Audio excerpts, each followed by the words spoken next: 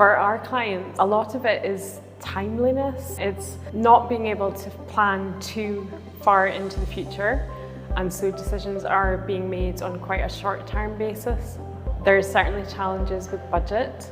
We're finding that a lot of venues and suppliers, their costs are rising for things like F&B, which obviously then has a knock-on effect on our budget. We're also finding that delegates are registering very late for a lot of the events, which means that it's quite hard for us to forecast our revenue. We also encounter some problems with some suppliers and venues not understanding the nature of an association event, so the fact that the main part of our revenue will come in quite late.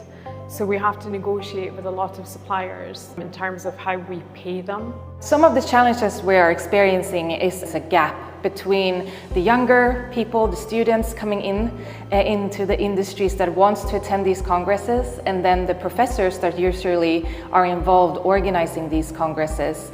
And sometimes you don't think about what is important for the new people coming in and to make them interested. So we work a lot with creating DEI corners, creating corners for students, to lift up those topics that are so important for the younger generation.